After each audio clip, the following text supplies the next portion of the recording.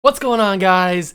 Welcome back to another video here on the Water Juice channel. And yes, I know I'm wearing the same hoodie that I was during the stream, and that is because it's the same night. I am filming this on the night of the first round of the NFL draft. Usually I film these videos on the day of the day that they go up. So I don't usually film them at the night before. But tonight I just couldn't wait because the draft just happened. I want to say thank you before we go in depth in the reactions. I just want to say thank you for everybody that stopped by. I am sorry that I didn't read the chat because I didn't know that the chat was being, I didn't know that there was being anything being typed. For some reason my chat screen like glitched out or something. And then once I like refreshed it, then I realized what was going on. And then it finally came up. So I'm sorry about that. I apologize. I did not mean to not read the chat. I always love reading the chat. But I just want to say thank you for everybody that came out and hung out during the NFL draft first round. And boy, was it a crazy one. It was a wild one. Obviously, the first two picks, we knew what was going to happen. Trevor Lawrence to Jacksonville, Zach Wilson to New York. We knew that was going to happen. I said during the stream that I kind of wanted the internet to break. I kind of wanted Urban Meyer to not take Trevor Lawrence just for the simple purpose of it absolutely just destroying the internet. That's the only reason why I obviously I knew that he was going to take Trevor Lawrence. And I knew that Zach Wilson was going to go to New York, even though I personally don't think that Zach Wilson's that good. I don't think he's going to work out in New York. That's not really on him. He's a good quarterback. I don't think he's number 2 material. It's probably not going to work out for him, not because of what he can do, but because of what the Jets can do. They don't have a good organization. Yeah, they hired Robert Saleh, or what's his name? Is it Robert? I don't remember what his first name is. Saleh from the 49ers, the defensive coordinator. They hired him, and he may turn things around, but that Jets organization is just not very good. So it may not work out for that simple fact of that. So those are the first two picks. We knew that was going to happen. I got those two right in my mock draft. But then the mock draft kind of gets out of control from there. So number 3 is the San Francisco 49ers. We knew that they were probably going to take a quarterback. That was really where everybody was leaning towards. We just didn't know what quarterback they would take. They ended up taking Trey Lance. And I said this during the live. I said before they took Trey Lance, I said there's no way. It's a guarantee that they don't take Trey Lance. And what do? They go take Trey Lance. That's what they go and they do. They go take the quarterback that I guaranteed wouldn't go to them. So what do I know about anything? So they take Trey Lance. He's going to sit behind Jimmy Garoppolo because this kind of confirms that they're not going to trade Jimmy Garoppolo at any point. Why would they trade Garoppolo when they take some guy that's unproven, played FCS football at a very high level, but he didn't play against high-level competition. So he needs to sit, he needs to learn. Then we go to 4, and this was where it was about to get real interesting, at least in predictions and build-up. Everybody thought, oh, the Falcons, they don't need a quarterback. They got Matt Ryan. They can't get rid of him because he's got all that dead money. So this is where everybody thought the first possible trade could happen. And the main team that was involved in those rumors was the New England Patriots. And yes, in my mock draft, I went completely off the board and thought that the Patriots would take Julio Jones and the 4th pick. Obviously, I knew that they probably weren't going to do the whole Julio thing. That was a little bit far-fetched. I just kind of wanted to throw that out there into the universe just in case it might happen. Then I would seem pretty smart for guessing that and predicting that. But I thought at least they would trade up to the 4th pick to get Justin Fields. That ended up not being the case. The Falcons take Kyle Pitts, who is arguably the best overall player in the draft besides Trevor Lawrence. Kyle Pitts is a monster tight end. He is a difference maker. He is a matchup nightmare. He is a solid player. I think he's going to be a future All-Pro. And the Falcons got a good one. They got Julio, if they don't trade him. Kyle Pitts, Calvin Ridley. That's very solid weapons for Matt Ryan to throw to. Then we get to the Bengals, and the Bengals really had three options. They had Kyle Pitts, they had Jamar Chase, and they had Penny Sewell. With Kyle Pitts already off the board, then it went down to Chase and Sewell. I thought, well, here's what I thought. I thought that they would take Jamar Chase because of the whole Joe Burrow-Chase connection from LSU back in 2019, and that's obviously what they did do, but that's not what they should have done. They should have taken Penny Sewell to give Joe Burrow at least someone to rely on the offensive line. There's a reason that Joe Burrow only played 10 games, and there's a reason that Joe Burrow's got like a 6-7 inch scar, maybe even bigger, on his knee, because the Bengals offensive line is not good. So I feel like, I mean, they got a good player. Jamar Chase is a amazing talent. He's going to be phenomenal for the Bengals. But I feel like they probably should have gotten the best offensive lineman in the draft. Now, people are going to argue with that and say they're going to counter by saying, Juice, the Bengals are going to go and get somebody in the second round, third round offensive lineman to be the guys to protect Joe Burrow. And yes, they probably are, but are those guys better than Penny Sewell? No. Are those guys better than any of the offensive linemen that went in the first round? No. Maybe Alex Leatherwood, you could throw in there from the Raiders. Maybe some of the guys later, like Wyatt Davis, and some of those guys are better. But they had the opportunity. He was sitting right there. He fell into their lap, and they chose Jamar Chase. They really couldn't go wrong with either one. But given the situation with Joe Burrow, I feel like they should have taken Penny Sewell, and they just didn't. Then moving on to number 6 is Jalen Waddle from Alabama. Not much of a surprise there. I figured that they would go with Waddle because he's a very fast player. He's a very solid wide receiver, and plus the whole Alabama connection with Tua as well. So that wasn't really much of a shock. Then we get to 7, the Detroit Lions. A lot of people were suggesting maybe they go with Justin Fields, maybe they go with Mac Jones to kind of wait in the wings for if Jared Goff ends up not being anything. They ended up taking Penny Sewell, who is arguably the best player besides Kyle Pitts and Trevor Lawrence. So he's the best. He's obviously the best offensive lineman in the draft. And Penny Sewell, a lot of people are saying he's going to be a 15, 20-year pro. He's going to be a Hall of Famer. That's what I've been saying, and that's why I thought the Bengals should take him. But it looks like the Lions, they get Penny Sewell, so that's pretty good. The Panthers is where we start getting shockers. This is the first one that really had me in absolute awe, like lost for words at the pick. And that's not because the guy they got is bad or anything. By no means did I say that. I was just shocked at that they chose him over somebody else. And that is J.C. Horn. I said it on the live. I said that I was completely shocked. I did not see this coming at all, that the Panthers would take J.C. Horn. I thought that they would take maybe Micah Parsons. I thought that they would take maybe Devontae Smith. They need. I feel bad for Sam Darnold, man. And Mel Kiper was saying this on the broadcast.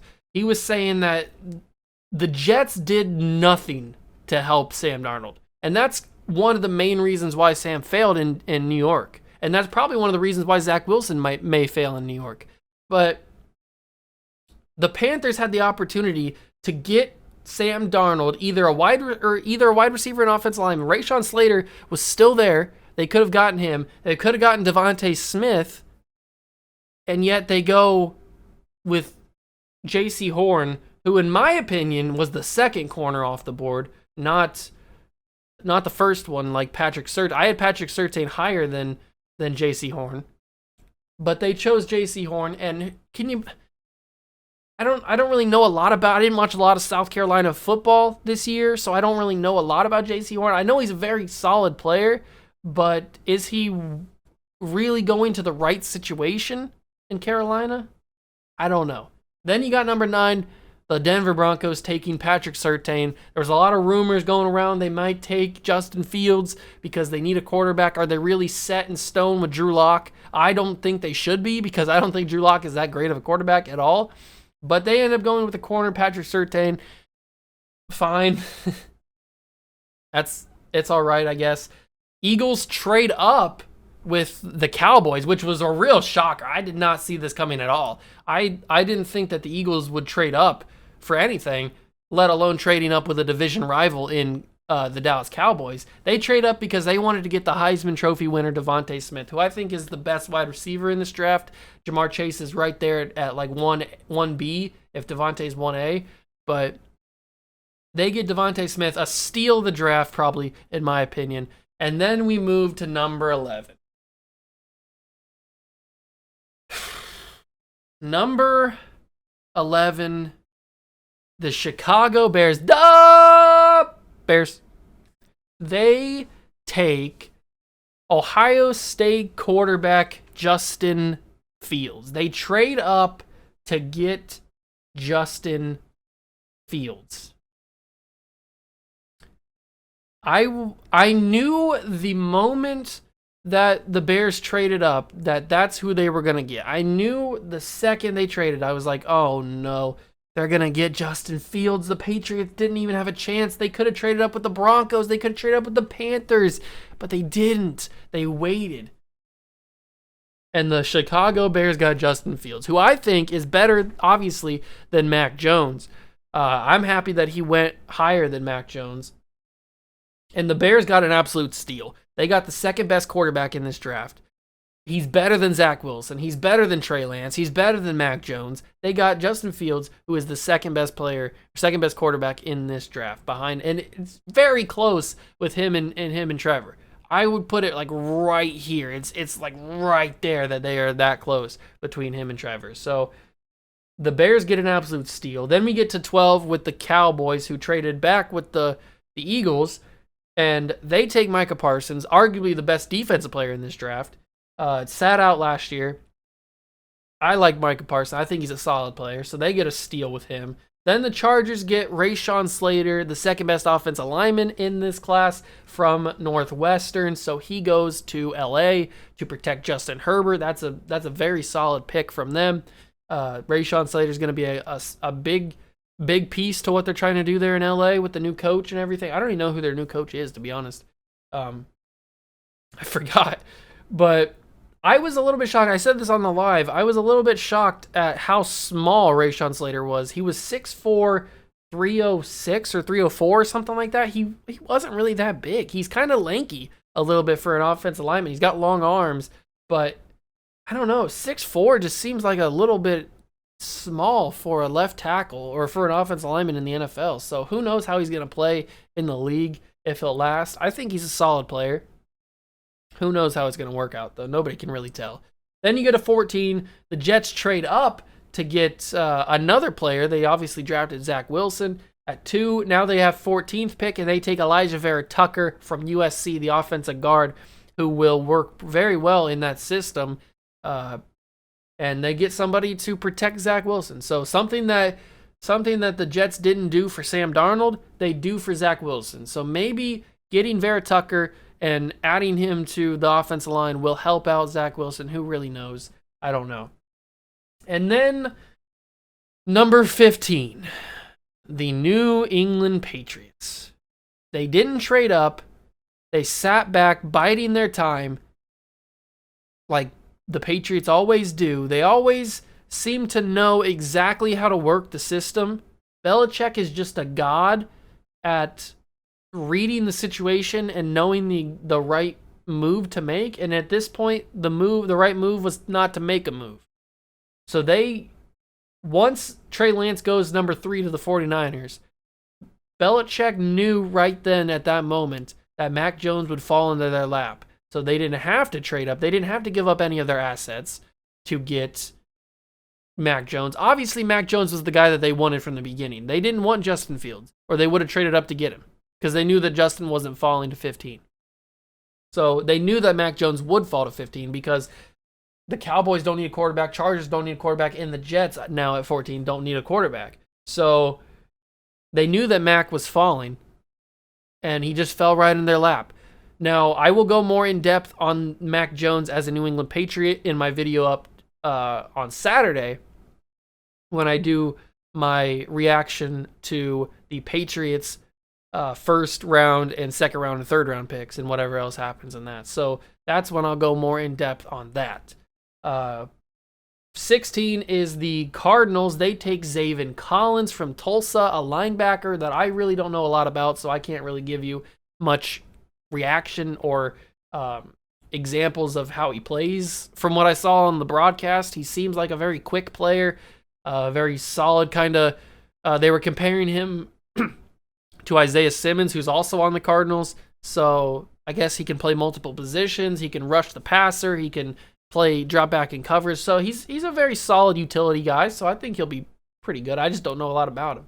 Then you got the Raiders at 17 taking Alex Leatherwood, the tackle from Alabama. This pick was very shocking because the Raiders usually take guys that you don't think about. And a lot of guys had Alex Leatherwood as a second-round talent. I had Leatherwood in my mock draft getting taken in the very end of the first round, I think, by the Ravens. I think I had them taking because they needed to replace Orlando Brown. So I think I had Leatherwood going to Baltimore. But the Raiders take him.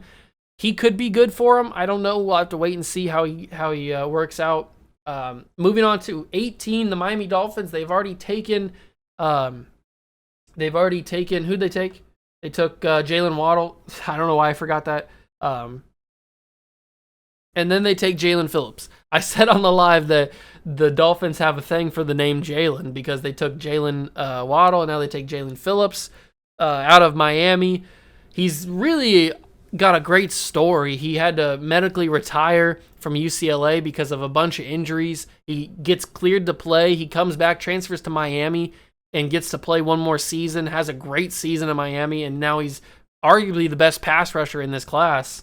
And he gets taken by Miami. I think it's a solid pick for the Dolphins, and it's probably going to work out for him on that defensive end. So, good pick for the Dolphins. The football team at number 19 takes Jamin. I don't know how to pronounce it. I forget how they pronounce it on the broadcast. I'm going to say Jamin Davis from Kentucky, a linebacker from Kentucky. I don't know a lot about this guy. I didn't watch a lot of Kentucky football. What they said was that he was very quick. He was a good coverage linebacker. So I bet it'll work out. I don't know how it'll work out for him. Maybe not. 20 is the Giants, and they took Kadarius Toney. This was another shocker. Like the Raiders pick and like the 49ers taking Trey Lance. Another shocker pick. I predicted that Toney would go in the first round, but I thought he would go later, probably to the Packers. I think I had him going to the Packers. But they go, and the Giants take Toney, who is a very solid wide receiver, very quick. He's very speedy, can catch the ball in the slant. Good player, scores the ball a lot for Florida. So, good pick for them. I just don't think that Daniel Jones is that good. So, who knows how well Toney will do with Jones throwing in the football. Then we move on to 21. The Indianapolis Colts take Kwity Paye from Michigan. I don't like him only because literally the only reason is because he went to Michigan. I don't care. He's a fine human being. I'm sure he's a great person. I literally don't like him because he went to Michigan. So I don't really want to talk about him. He's a good player. 22 is the Titans. They get Caleb Farley, who is probably the best DB in the first round. I know that Surtain and J.C. Horn are also like 1-2, but in my opinion, Farley's probably 1. It's very tight between all three of them. I personally think that Farley's better than Surtain and J.C. Horn. So the Titans get him. That's a steal. Then the Vikings at 23 get Christian Darrisaw out of Virginia Tech, offensive tackle, to help with blocking for Kirk Cousins, who I think is just an average quarterback. Kirk Cousins will never be that great at anything. So that's a good pick for them. 24, I actually predicted this one. I said that the Steelers needed to get a running back, and I specifically said they needed to get Najee Harris. And at 24, they did exactly that. They got Najee Harris out of Alabama, mostly because their running game last season was just god-awful. It was so bad. James Conner just did not do anything, and now he's gone. He's in Arizona. So they needed to get a running back, and I think Najee Harris will be the solid running back for them. He's going to be a good one for him. I like Najee Harris coming out of Alabama. Then 25 is another shocker. The Jacksonville Jaguars were back up. They had another first-round pick, and they decided to go and follow up Steelers and get a running back. And they took Travis Etienne, which, in my opinion, was a little bit shocking because They have James Robinson, who's an undrafted rookie last year, had a fantastic season, phenomenal rookie season for the Jags last season on a bad team. And then they go out and they take Travis Etienne. And yes, I know they took Travis Etienne because Urban Meyer loves the whole drafting guy or using guys that he's comfortable with. And he's comfortable with Trevor Lawrence. And Trevor Lawrence is comfortable, obviously, with his own running back, Travis Etienne. So I understand why Urban did what he did. But I just am confused because you've already got James Robinson, and maybe they'll do the whole 1-2 punch with Robinson and Etienne, but they're both little guys. Like, they're both small, and they're not that big. Like, they're not muscular. James is pretty built, but not crazy. So, like, why have two speedy small guys when they could have gotten a wide receiver, an offensive lineman, or linebacker or something other than Travis Etienne? But I understand why they did it because Urban loves that kind of thing, and he's reuniting Lawrence with Etienne in the pro game now that they're both graduated in the NFL. So I understand why they did it. I just don't understand why they did it. If you understand if you get what I mean, that's what I mean. Moving on to 26, the Cleveland Browns, who are notorious for drafting busts in the first round. In recent memory, they got, well, we don't know about Baker Mayfield right now. They've gotten some right with Myles Garrett, Denzel Ward. They've been good on those guys. Baker's seems to be pretty good. But this time they go defense. They get Greg Newsome II from Northwestern, a corner, to pair alongside Denzel. I think they probably should have gone defensive lineman or linebacker, but getting a corner is fine for them. I think he'll be a solid player for him. He's a good player at Northwestern. I had to watch him for a couple years at Northwestern because he played Ohio State. He's a good player. I think he even picked off Justin Fields in the Northwestern game this year. So he's a good player. Moving on to 27 was a shocker to me because I thought that the Ravens would take a lineman with this pick. They decided to take Rashad Bateman, wide receiver out of Minnesota. Good player, very good player. Big, deep threat. Red zone opportunities abound for Rashad Bateman. Hopefully he works out for him. Lamar Jackson will be able to get him the ball because he can extend the play and give Bateman some time to make the route along with Hollywood Brown. So it was a solid pick. I think they hit it right on the head there. 28, the Saints. This pick was kind of a mystery, an unknown, because there's really not a quarterback left for the Saints to draft in the first round. There's not really a first-round quarterback worthy, or a quarterback going worthy in the first round. So we knew that they weren't going to go there. Were they going to go offensive line? Were they going to go corner, safety, linebacker, something? They went defensive lineman. They went Peyton Turner out of Houston. I don't really know a lot about him. I didn't watch a lot of Houston football. This is one of the other guys that I just don't know a lot about, so I can't really give a lot of information. They said that he was a solid pass rusher. They needed to replace Trey Hendrickson, who's now in Cincinnati. So, good pick, I guess. Sure, whatever. Green Bay at 29. Oops. Didn't mean to do that. Green Bay at 29 is a meme at this point. Green Bay is a meme because they've already got all these controversies with Aaron Rodgers, and trust me, I'll do a video on Aaron Rodgers in the future. You can just you wait on that. But they've already got all these rumors that Aaron Rodgers doesn't want to come back to the team. He wants to be traded.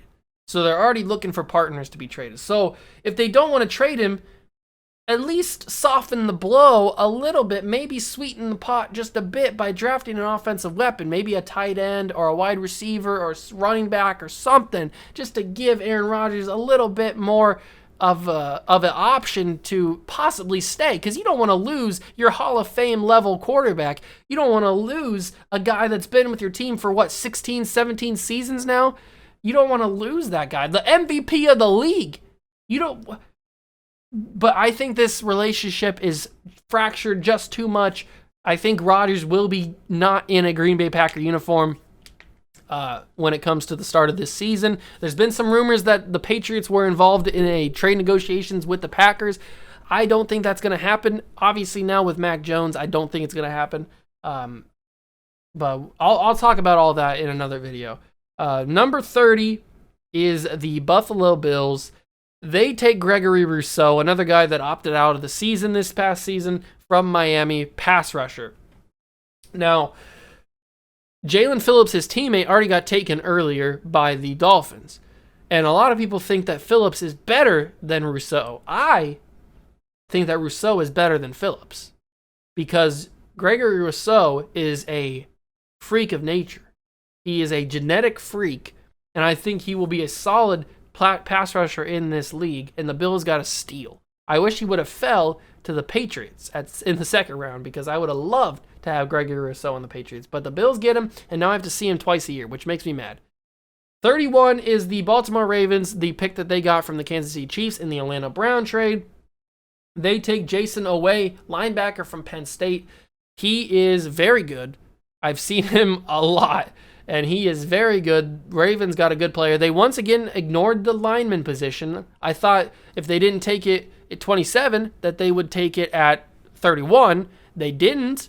So obviously they have somebody in mind in the second, third rounds that they like, that they think will be there, whether that be Wyatt Davis or whatever. But they get a good linebacker out of Penn State at 31. And then 32 is Joe Tryon from Washington, another linebacker. This is another guy that I just have no idea about. I literally never even heard of this guy. I made fun of his name on the live. I said, who's got a name like Joe Tryon? But he's good, I guess. Sure. I literally have no idea who he is. So that's the only guy. Actually, there's two. I didn't know who he was, and I didn't know who Jamin Davis was from Kentucky that the football team took. Those are the only two guys. Oh, and three. Zaven Collins from Tulsa. Those three guys, I didn't know who they were. And they were all defense players. They're all linebackers. But Joe Tryon, he's going to the Super Bowl, defending Super Bowl champion team. He's going to Tom Brady. He'll probably be good. He'll probably be fine. He's going to be teaming up with Devin White and whoever the other guy's name is, Levante David. I don't know why I couldn't think of his name for a second. But I'm sure he'll be fine. He won't get a ton of playing time, but he'll probably get some playing time a little bit. But all in all, it was a solid, interesting draft. Like, there was obviously some ones that you knew was going to happen. But then you had some shockers like the Bears trading up to get Justin Fields, the Panthers taking J.C. Horn so early in the draft, Patriots getting Mac Jones and not having to trade up to get him. So Penny Sewell falling to the Lions, Trey Lance going to the 49ers. There were some shockers. So it was an entertaining first round, one of the more entertaining ones that I've seen in a while. So I liked it. I like the Patriots. I like the Patriots got Mac Jones. They got the quarterback. He'll fit the system good. He'll be good. But I'll go more in depth in the video on Saturday about how I feel about Mac Jones. So all in all, it was a good draft. Everything happened in the first two picks that I thought was going to happen. I just wish that they would have not taken Trevor Lawrence just to break the internet. I just wanted to see what would happen, but it obviously wasn't going to happen. So thank you guys so much once again for stopping by on the live. And I'm once again sorry that I didn't see the chat. It just didn't load up on my screen. So hopefully I'll figure that out for the next time I go live and that won't happen again. Thank you guys for stopping by and watching this video. Once again, we've got the Patriots first couple round reaction coming Saturday. So make sure you stay tuned for that. Hit that subscribe button. Hit that like button as well. Join the Juice Club. We are on the road to 400 subscribers, so help me get there by smashing that subscribe button. I know you guys love me. I love you guys too, and I'll catch you guys in the next one. Peace.